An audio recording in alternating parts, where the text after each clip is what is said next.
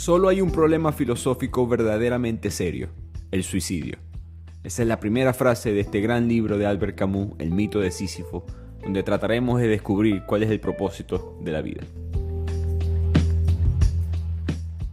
Arrancamos este episodio número 100 de Bibliotequeando, como siempre su anfitrión Ricardo Lugo. Recuerdo hace 100 episodios tener apenas unas 100, 200 personas escuchándome. Han cambiado las cosas rápidamente. Muchas gracias a todos los que han apoyado. Como siempre, @bibliotequeando en las redes, suscribirse al canal de YouTube, 5 estrellas del podcast, seguir apoyando este concepto de aprender, culturizarnos a través de los libros. Hoy les traigo un autor muy polifacético, Albert Camus, Camus, como le decimos nosotros en español, destacado filósofo, al mismo tiempo también fue jugador de fútbol, también fue por supuesto, pensador dentro de la filosofía, pero un pensador de la vida política, hablaremos de eso más adelante, un mujeriego en su máxima expresión. Y mucha gente piensa que él fue francés, lo fue, pero él nace en Argelia, pasa los primeros 25 años de su vida, es africano, en verdad. Él nace allí en 1913, cuando todavía Argelia era una colonia francesa, se identificaba como argelino, mantuvo un fuerte vínculo con la cultura y ahí aprende de política. Arranca, difícil no ser involucrado en la política cuando naces en la colonia de tu país y hay por supuesto conflictos en eso. Él siempre fue anticolonial y con eso empieza a desafiar los conceptos modernos en los cuales él había nacido. Creció en una familia muy modesta, no fue un hombre de dinero al principio de su vida. Su padre murió como soldado en la Primera Guerra Mundial, termina viviendo con su madre y su abuela, decide estudiar la filosofía ahí en Argelia y empieza a jugar fútbol. Era muy bueno, según varios reportes, era portero específicamente. Esta es una frase que él dijo: después de muchos años en lo que el mundo me ha brindado muchas experiencias, lo que más seguramente sé a largo plazo sobre la moralidad y las obligaciones de la vida, se lo debo al fútbol. Así que le gustó mucho el fútbol, pensó que él podía haber seguido persiguiendo, buscando esa carrera de una manera u otra, pero a los 17 años le dio una tuberculosis, se complicó su vida, o su salud, perdón, de manera respiratoria, así decidió dejar el fútbol atrás, se dedicó al periodismo y a la escritura. Él es un filósofo, pero él gana el premio Nobel más adelante en literatura. Así de buenos eran sus obras literarias, pero todas sus obras tienen este pensamiento o político o muy filosófico, específicamente este del mito de Sísifo. Antes de entrar en el libro, él políticamente estuvo involucrado en el popular movimiento de la Resistencia, que fue ese movimiento francés en contra del nazismo. Fue el redactor jefe, su granito de arena fue ser el redactor jefe del diario El Combate. Eso fue un diario que surgió en 1941, entonces 4 años antes de que se acabe la Segunda Guerra Mundial, y Camus en verdad lo hizo bien. En ese momento, cuando él entra, vendían 1000 ejemplares anuales. Cuando él sale, venden 250.000. Así que un buen hombre hasta de negocios en ese aspecto, y como muchos intelectuales de la época, especialmente los que eran de países o regiones que estaban siendo invadidos por los nazis, él se identificó fuertemente con el comunismo. Pero cometió el pecado capital de comparar a los comunistas con los nazis. Él eventualmente se da cuenta de las cosas que estaban pasando en la Unión Soviética. Estamos en el año 1951. Ya han pasado 6 años desde el final de la Segunda Guerra Mundial. Y él publicó un ensayo filosófico llamado El Rebelde. Y en ese ensayo, al comparar estas dos ideologías como dos males que venían de orígenes parecidos, totalmente aplastar la libertad individual, el pensamiento libre, los comunistas lo expulsan a él del Partido Comunista, y Albert Camus más nunca apoya esa ideología, se convierte en un crítico de la misma y pierde una amistad literaria que fue Jean-Paul Sartre, el famoso también autor que ganó el premio Nobel en literatura, y él sí era un comunista que apoyaba hasta muchas políticas de Stalin de la época. Camus y Sartre van a representar a dos intelectuales en esa época. Digamos, Camus, el que le hizo caso a Orwell, Sartre, el que no. Trágicamente, Camus muere en un accidente automovilístico el 4 de enero de 1960, muy joven, a los 46 años. Él nunca pudo ver a su país libre, Argelia libre. Se independizó Argelia, fue unos 2 años después, en 1962. Pero 6 días antes de morir, él habría escrito una carta romántica, sensual, con contenido bastante erótico. Y esa misma carta, exactamente, cada palabra exactamente igual, fue enviada a 4 mujeres diferentes. Para que tengan una idea de lo mujeriego que era, vamos a ver un poco de ese argumento en este mismo libro, en este ensayo. Su segunda esposa quebró mentalmente, se volvió loca de la cantidad de mujeres con las que Camus estaba en su vida. De hecho, Albert Camus le decía a su esposa, Francine se llamaba, que era mejor que tú y yo seamos una relación de hermanos, como que tú estás para mí emocionalmente, pero eróticamente yo voy a estar haciendo lo que yo quiera. Después él también tuvo una relación muy famosa con María Cáceres, una actriz española de esa época, de los 50, 60. Ella tampoco se le iba a parecer la Virgen, como dicen por mi tierra. Él decían que era un Don Juan, un amigo decía que mi amigo Albert es un Don Juan y ella es una Don Juana. Así que esa relación fue una sensación mediáticamente en la época. Y el punto es que la relación con eso y el libro es que Albert Camus va a defender hasta cierto punto ese estilo de vida, y ya veremos cómo. El punto es que él se da cuenta como filósofo que la vida es absurda, que la vida no tiene sentido.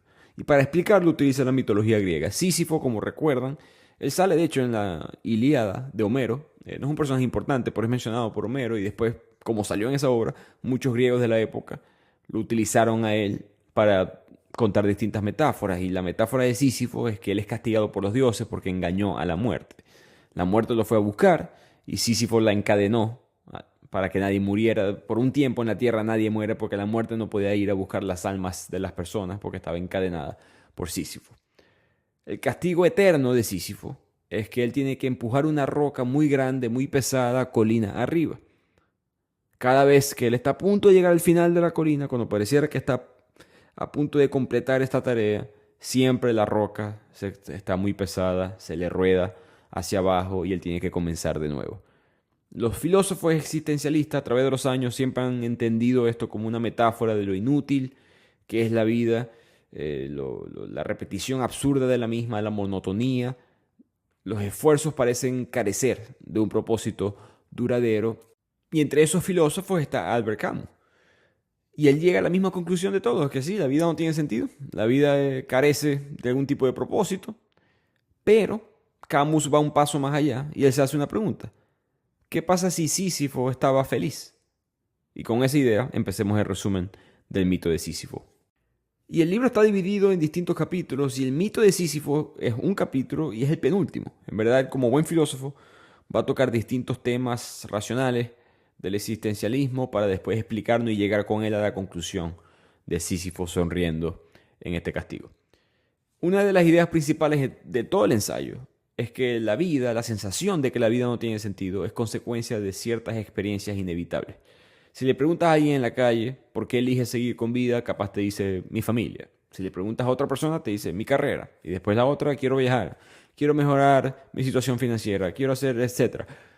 Si le preguntas a tantas personas la misma pregunta y todo el mundo te da una respuesta diferente, tiene que ser que hay una falta de significado, hay demasiada interpretación y quizás el significado es simplemente inventado. Entonces, Albert Camus sostiene que las personas simplemente eligen seguir viviendo con una sensación general de que vale la pena vivir para poder seguir realizando las actividades en la vida. Especialmente cuando somos jóvenes, la vida en la juventud, en la adolescencia, los primeros años de la adultez, la vida parece estar siempre llena de esperanza, de promesas. Siempre somos muy ambiciosos de jóvenes, naturalmente, estamos progresando. Sentimos que todas las acciones tienen buenas intenciones, pero llega un momento en la vida en la cual todos nos hacemos esas preguntas existenciales. Pareciera que el optimismo empieza a reducirse en nuestra mente. Camus dice que hay dos experiencias en particular que tienden a desafiar el sentido de la vida o el propósito de la vida, que es uno, lo repetitivo que se convierte en mundo con la adultez, y dos, la conciencia de que, bueno, la muerte se está acercando, ¿no? Cuando uno estás en la oficina, te despiertas toda la mañana, te tomas la taza de café, vas al trabajo, haces lo mismo todos los días, te devuelves, comes el mismo tipo de comida, te acuestas y repites lo mismo el día siguiente. Eso le pierde la ambición, pierde el romanticismo de la vida.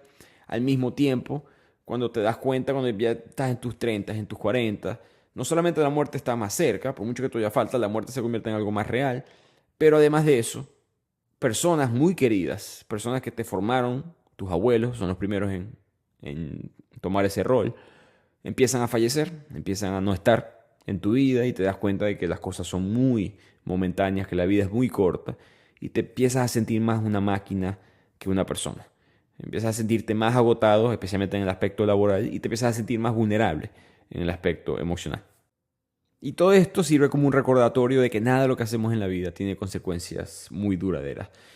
Camus, yo no le veo nada polémico a esta primera parte del libro, estoy extremadamente de acuerdo con él. Yo en mi trabajo he pensado mucho, he tenido que luchar con ese pensamiento de, ¿y esto qué importa?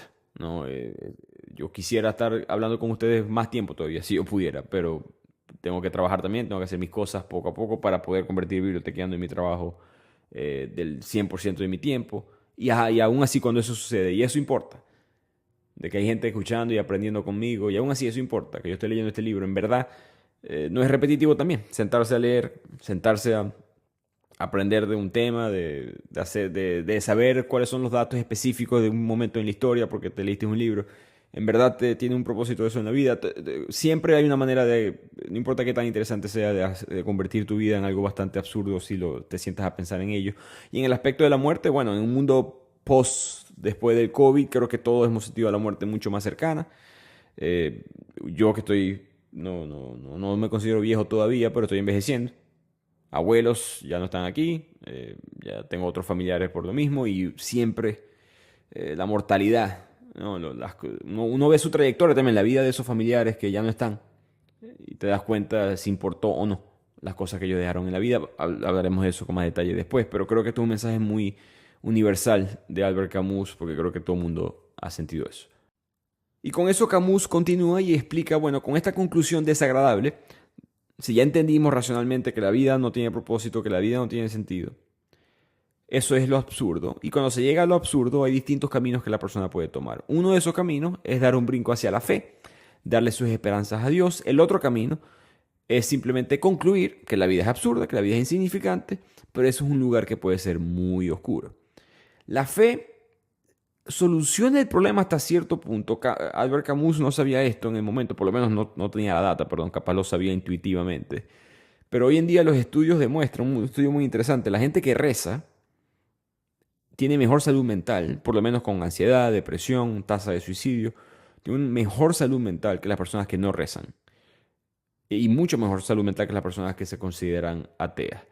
No es, no es evidencia de que lo que recen exista, pero es evidencia de que el rezar terapéuticamente o emocionalmente tiene un beneficio, especialmente para lidiar con esto de lo absurdo.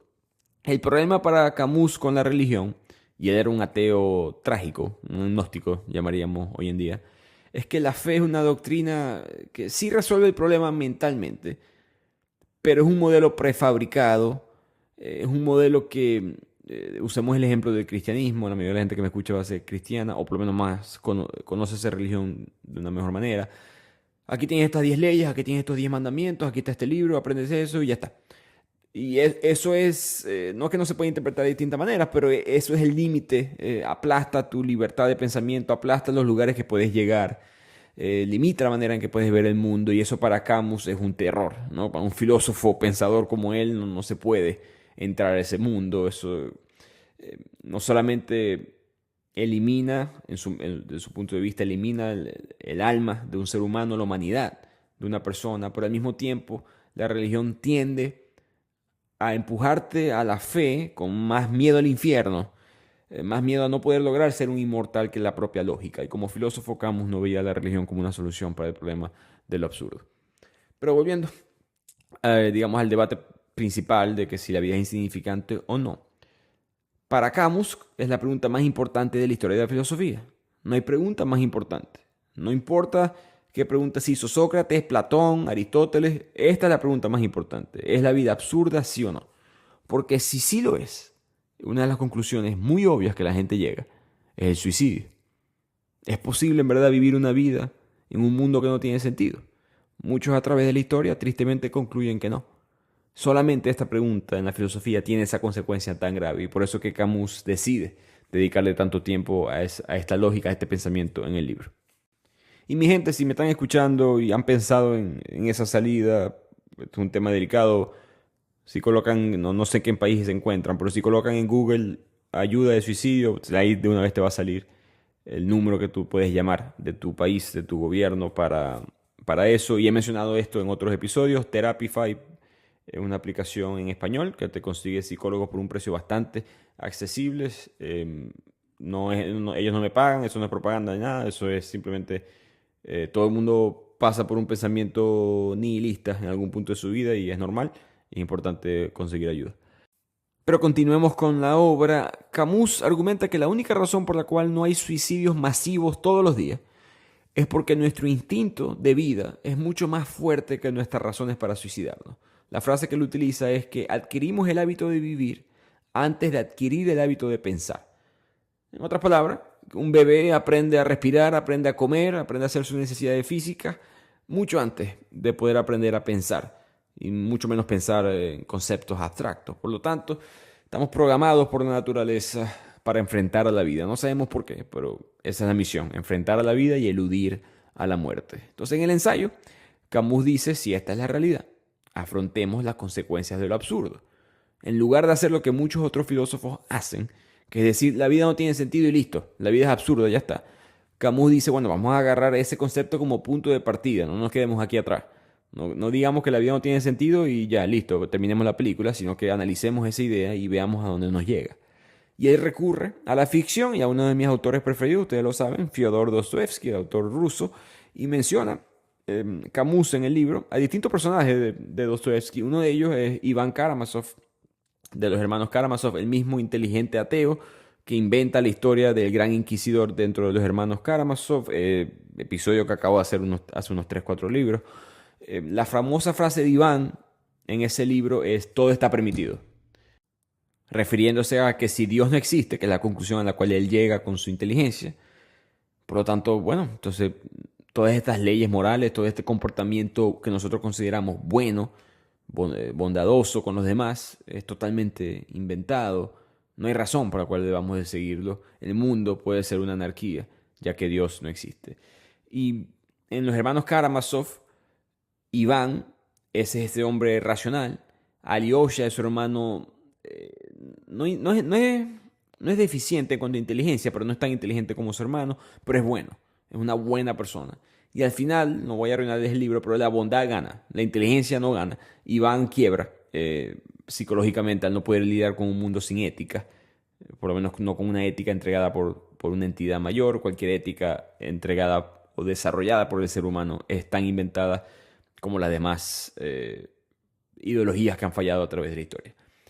Entonces, esa es la primera obra que menciona Camus. También menciona a Kirillov, un personaje de la novela de Los Poseídos, también de Dostoevsky, que acaba siendo asesinado por su propio razonamiento. Pero él es diferente a Iván Karamazov. Iván sigue luchando con la vida. Kirillov, él sí define que no hay un Dios, y si no hay un Dios, la vida no tiene sentido, por lo tanto, voy a suicidarme. Él lo hace y sostiene de una manera un tanto absurda que a través de su suicidio, esto es lo que piensa Kirillov, él se va a convertir en un Dios, porque el acto de suicidarse demuestra tu absoluta libertad, tu propio dominio sobre la vida. No hay una actividad, no hay un acto con el cual tú puedas tener tanto control sobre tu propia vida como el suicidio. Entonces Camus está de acuerdo con la lógica de Kirillov, pero le dice que no es necesario llevar ese acto del suicidio para ser libre. Eso es un error. Ahí diste un brinco que no tenías que haber tomado. Todo lo que se necesita, dice Camus, es una conciencia de lo absurdo. Y con eso Camus llega a uno de los pensamientos más brillantes y profundos del libro, que es que el suicidio sin esperanza es tan falso como la fe esperanzada. Para él, el suicidio no es una respuesta legítima al sinsentido de la vida, porque implica renunciar a la libertad que ese sinsentido te ofreció. Me parece un pensamiento muy bonito. Me hizo recordar algo que yo siempre he creído, que es esa frase de la idiosincrasia nuestra, y no necesariamente latina, sino del ser humano, que cada cultura lo manifiesta de manera diferente, pero esas frases que los abuelitos, tus padres, o en la vida vas aprendiendo, que son refranes coloquiales, que la gente repite casi por costumbre, pero no se da cuenta que siempre he creído que tienen mucha profundidad, que esas frases duran en el tiempo, perduran en el tiempo porque tienen una verdad muy cierta, escondida. Y pienso que Camus me hizo recordar, caballo regalado no se le revisa colmillo. La vida se te regaló, ya está, tómala. No la rechaces, no te pongas a decir no, que la quería mejor, que la quería de este color, en este país, simplemente tómala y como veremos más adelante, vamos a llegar a una conclusión de qué hacer con ella. Camus dice que parte del problema es que nos gusta, por naturaleza quizás, categorizar al mundo para darle sentido. Las mentes humanas son las responsables de tratar de imponerle significado, ponerle orden al mundo, pero el mundo no lo tiene. Por ejemplo, etiquetamos a una persona como amigo, a otra persona como amante y a unas cosas como zapatos. Al mismo mundo le ponemos nombre, ¿no? O creadores como Dios o la madre naturaleza. El problema de todo esto, dice Camus, es que el mundo es infinitamente más diverso y más complejo de lo que tú puedes entender, de lo que nuestra limitada capacidad de entendimiento, de conciencia tiene. Las cosas no siempre van a ser un amigo, un amante o un zapato. Cuando se trata de las preguntas realmente importantes, porque ¿quién es un amigo? ¿Quién es un amante? ¿Qué es un zapato? En el gran esquema de las cosas no es una pregunta significante en el tema que estamos hablando. Cuando en verdad te hagas preguntas sobre el universo, no de cómo funciona, sino de por qué. ¿Por qué el universo existe? ¿Por qué estamos aquí en la vida? Esas preguntas le quedan grandes al ser humano. Camus compara a la persona que trata de comprender el mundo con una persona que quiere ganar una batalla de pistola con una espada. Es absurdo tratar de ganar esa pelea, ni siquiera vayas a esa batalla, haz lo mismo con la realidad de la vida. No trates de enfrentarla, no trates de decidir cuál será el verdadero propósito. Simplemente entiende que estamos en lo absurdo. ¿Y qué se hace con ese pensamiento del absurdo? Bueno, Camus sugiere distintas cosas a través del libro. Una de ellas es la pasión. Y por eso que a él también no le gusta la religión, porque la religión te quita la pasión en esta vida. Porque al ofrecerte un mundo espiritual, un más allá, una vida inmortal, te hace eliminar la realidad del presente, de la vida que tienes en la tierra. Si no tienes una relación directa con el mundo que tienes adelante y estás pensando en algún tipo de recompensa o el riesgo de algún tipo de castigo en un mundo espiritual, en un mundo religioso, no vas a poder disfrutar en verdad la vida, y la pasión en la vida, en todo lo que haces, en verdad es lo que te va a causar alegría. Y la alegría te aleja, ¿no? de racionar, de pensar en lo absurdo de la misma. Y al mismo tiempo él sugiere, y para mí esto es una de las principales enseñanzas del libro, que vivas experiencias variadas o diversas lo más que puedas, ya que no es posible saber cuál es la mejor forma de vivir. Es mejor que intentes tener tantas experiencias como sea posible antes de morir.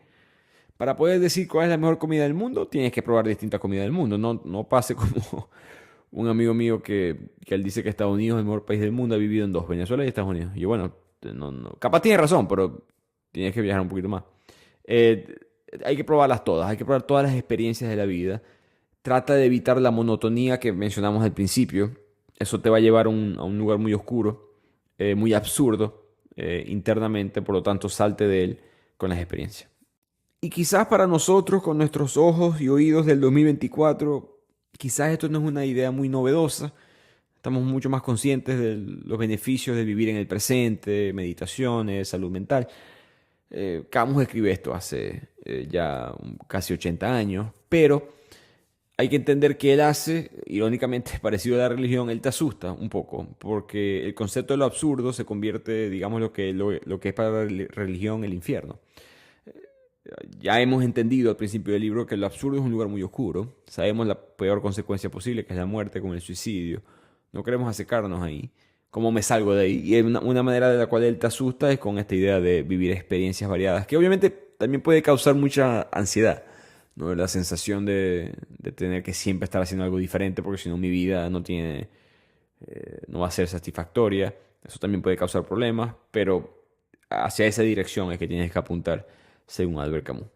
Así que en este regalo de la vida sí se puede ser feliz, en la libertad de que podemos hacer lo que queramos, se puede ser feliz. Y para explicarnos cómo vivir en lo absurdo y ser feliz, Camus nos da 4 personajes ficticios: Don Juan, un actor, un conquistador y un artista. Y nos va a explicar un poco la vida de cada uno para que entendamos este concepto. Empezamos con el popular seductor ficticio Don Juan, entre paréntesis, probablemente se estaba refiriendo a él mismo, Albert Camus. Este es un personaje que no muestra ningún tipo de interés en alcanzar algún ideal de amor perfecto, no quiere un alma gemela, él sabe que eso es imposible.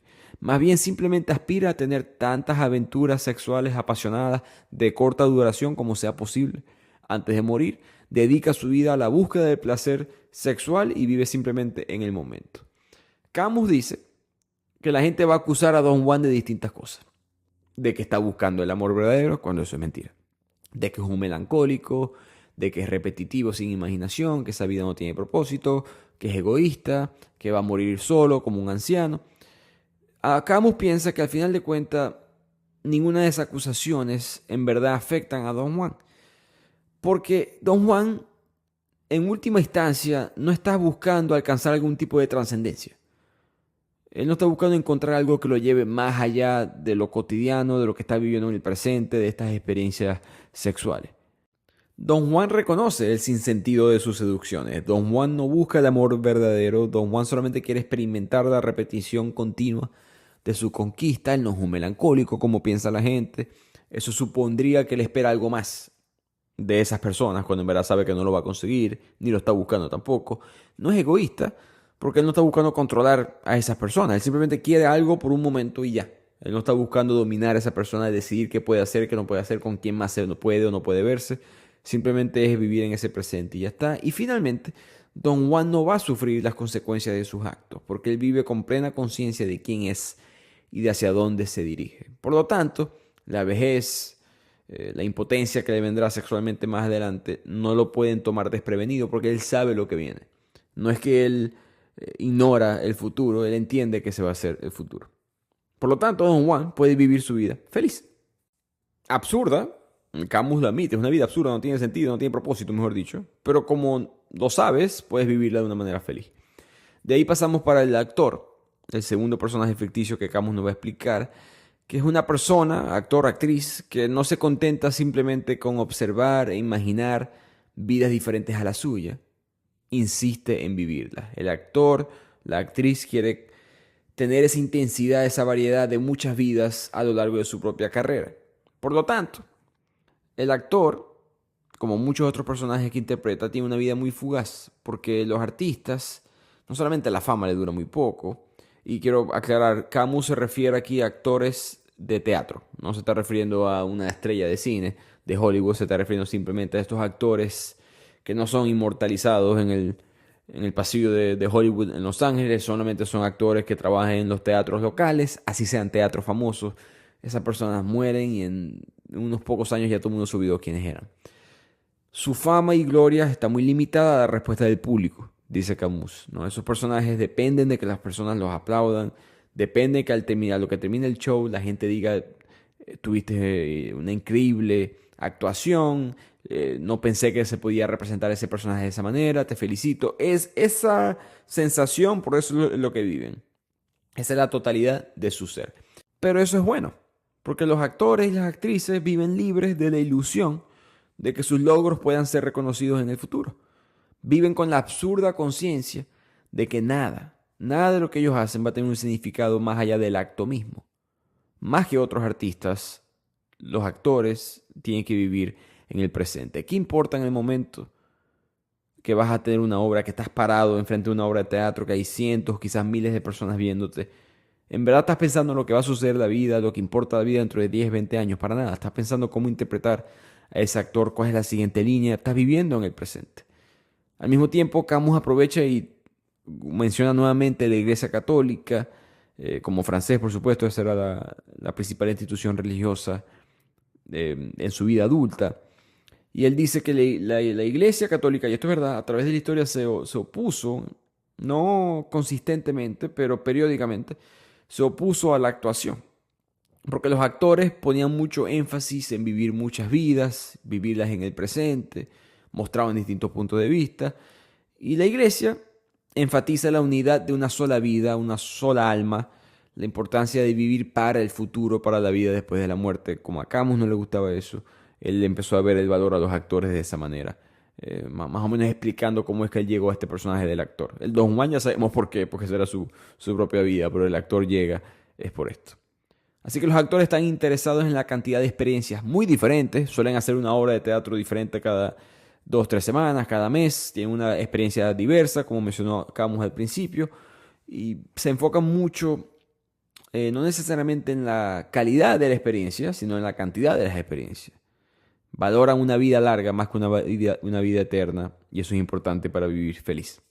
Pasemos entonces ahora al tercer personaje ficticio que menciona en este argumento Camus, que es el conquistador o el rebelde. El conquistador vive exclusivamente para el mundo que habita, participa con entusiasmo en la lucha política, pero él entiende que esa lucha es medio inútil, absurda. Él no va a poder cambiar la naturaleza humana.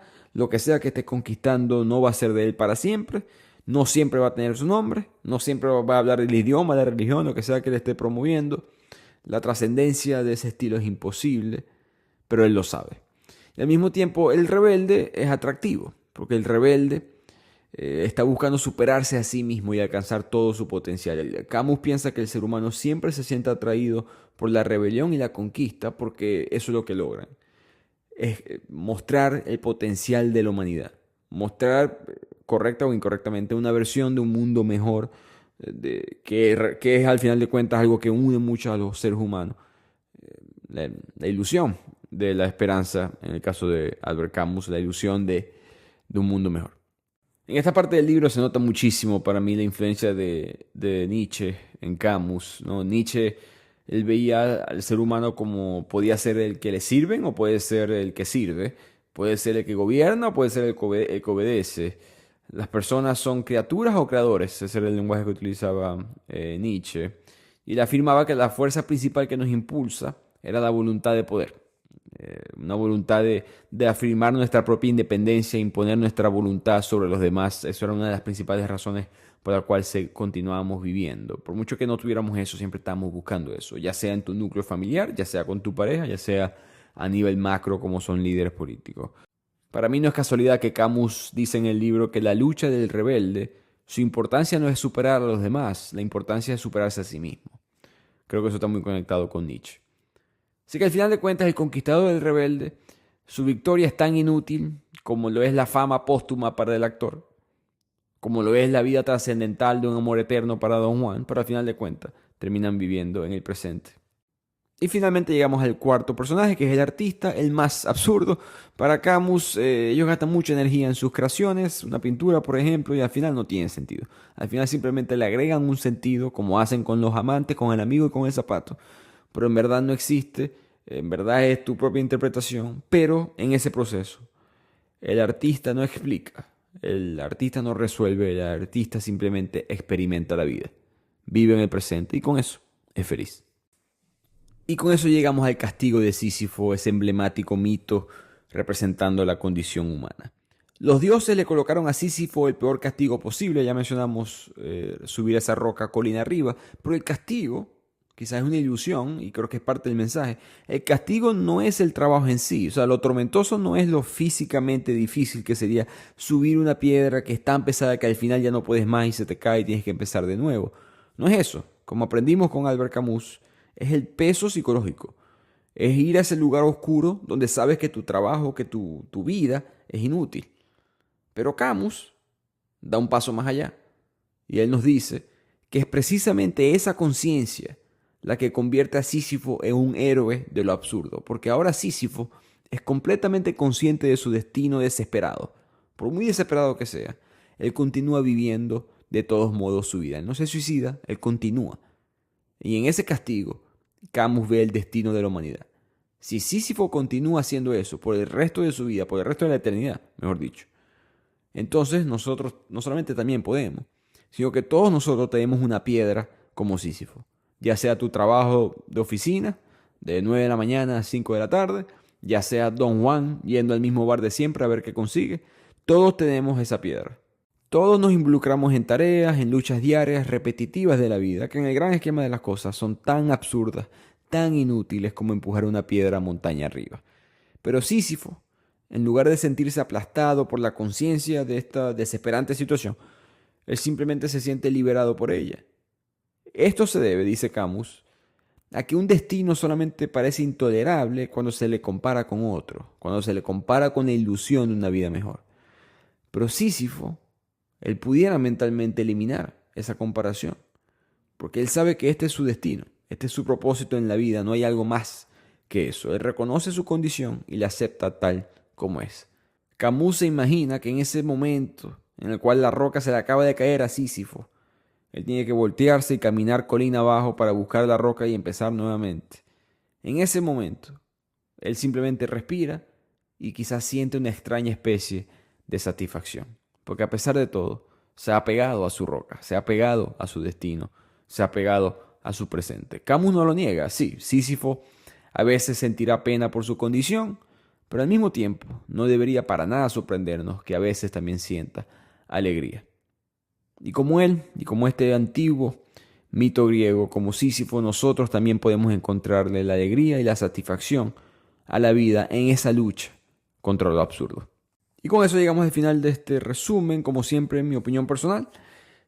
Pienso que Camus tiene razón. Lo absurdo es totalmente, para mí tiene perfecto sentido, y creo que su solución no solamente es lógica, pero es muy, te libera mucho, creo que emocionalmente. Esa rebelión de buscarle significado a la vida en medio de lo absurdo, entendiendo que lo absurdo es una variable que no se puede debatir. Me parece una perspectiva muy interesante. Otros filósofos llegan al concepto de lo absurdo como conclusión. Camus lo toma como una conclusión predeterminada, vamos a decirlo así, una conclusión de la cual vamos a crear nuevos pensamientos, nuevas filosofías. Por lo tanto, él dio un paso más allá de que lo que pudo haberle hecho Nietzsche, quizás, en este aspecto específico. El valor en el proceso es algo que uno escucha en otros tipos de filosofía, en otros tipos de psicología, de no pensar tanto en los resultados, sino pensar en el significado del proceso mismo. Aunque la piedra siempre se cae, no, sigamos luchando, sigamos en el esfuerzo. Eso es algo muy, creo que muy fundamental de la condición, de la experiencia humana. Y al mismo tiempo este concepto de la conciencia interna a través del acto de la rebelión fueron cosas que me gustaron de este libro. Argumentos en contra o críticos del ensayo, por supuesto, lo pueden ver. Creo que la falta de orientación hacia el futuro. No todo el mundo puede vivir una vida en el presente sin tener en cuenta el futuro. No solamente puede ser eso riesgoso. Muchas personas tienen una mejor vida porque en distintos puntos de su vida se orientaron hacia el futuro y ahora pueden estar en este punto que tienen que mirar más hacia el presente, pero no todo es tan progresivo en ese orden. Se puede quizás argumentar que es un énfasis bastante individual el pensamiento del libro, ¿no? El argumento del Don Juan. Sé que mucha gente, hay muchas personas que han criticado ese argumento a través de los años, especialmente por lo que le hizo pasar a su esposa. Pero finalmente, creo que en principio estoy de acuerdo con el mensaje. Digamos que te puedes ir por distintas tangentes en este ensayo, pero lo importante es ese pensamiento, esa frase muy, muy poderosa de imagínate a Sísifo sonriendo. Eso tiene mucho peso y eso es lo que yo me llevo de este ensayo, de que hasta en los momentos más difíciles, hasta en los momentos más absurdos, inútiles, en ese proceso, entiende que ese es tu camino. Piensa que eso es tuyo. Hablamos de caballo regalado no se le revisa colmillos. Bueno, ese momento en el cual tú te encuentras es un momento único. Quizá fue determinado por otros factores. Hemos hablado del libre albedrío, de determinismo en este podcast. Quizás no estás ahí por tu propia decisión, quizás no quieres estar ahí. Pero de hecho que esa experiencia la estás viviendo tú y solamente tú la puedes interpretar de tu propia manera, esa experiencia ahora es tuya y puedes sonreír enfrente de ella. Así que espero que les haya gustado este resumen. Como siempre, gracias por apoyarme en estos primeros 100 episodios. Ojalá no toque 100 más, sino muchos más. Y nos vemos la próxima semana en otro episodio de Bibliotequeando. Saludos.